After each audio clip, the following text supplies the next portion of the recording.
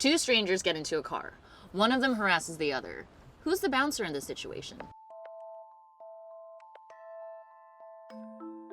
Uber and Lyft dominate the American rideshare industry, connecting over 109 million users on their apps. And these rides are meant to keep us safe, especially after a long night out. In fact, both Uber and Lyft incorporate safety into their marketing strategies, and Lyft's co-founder and president has gone on TV touting their safety standards. In the early days, we instituted a criminal background check, a driving record check. We do continuous background checks, so we're always looking to innovate around safety. But hold up, it actually isn't that innovative.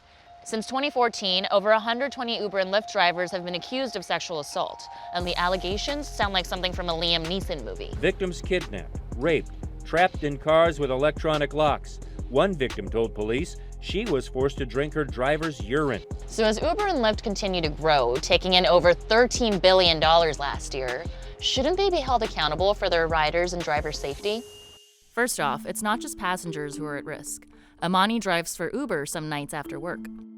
When I go online, that's a safety toolkit. I wish there was a more discreet way to kind of like a panic button. Yeah. Like if you needed immediate attention, because what if somebody's trying to assault you and they see that you're seeking for help? That might make them do something else to you. Right.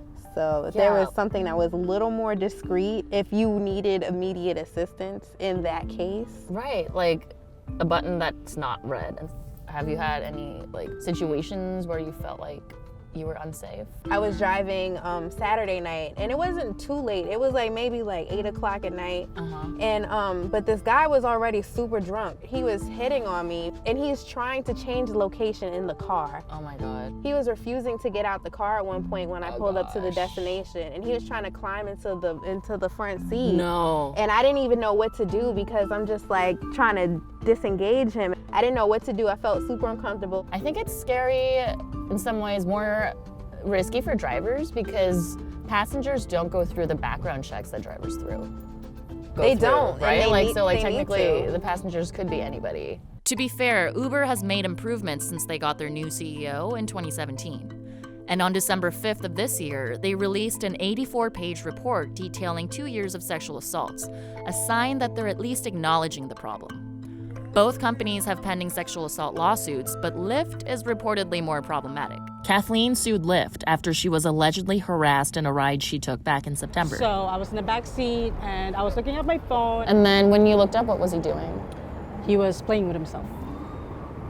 And for how long did he do that? He did it the entire ride. Which was how long? 45 minutes. For 45 minutes? Yes. He was touching himself in the car with you right there? Yep.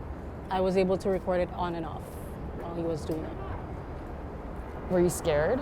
I was terrified. I was mad. I was appalled. I was a whole bunch of emotions. Allison Turcos is also suing Lyft after she was allegedly assaulted in 2017. It was a Friday night going into a Saturday, and I was out with 2 of my friends. And so I ordered a Lyft, and I had wanted to go from one neighborhood in Brooklyn to another, approximately a 15 to 17-minute ride at 2:30 in the morning.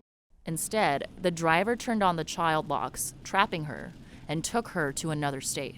He then proceeded to pull a gun on me. We pulled into a very isolated park area where 2 men were waiting for us. And then for about 25 minutes, the Lyft driver and 2 other men proceeded to rape me over and over and over again. Steve and Este's law firm is representing over 100 plaintiffs against ride-sharing companies. How many people have contacted you about an assault on a rideshare? Hundreds, if not thousands. Over how long? Over about a year now.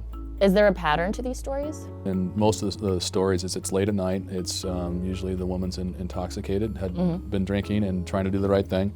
But the problem is the predators know when they can have access to these vulnerable women. What percentage of the complaints, how much of that is Lyft and how much of it is Uber? If you look at the number of cases we have, we've got either half or more are Lyft cases. So proportionally, Lyft is smaller in the market share, but if it's 50% of the complaints, that means it's a greater problem. Do you feel that there's been a different response from Lyft versus Uber?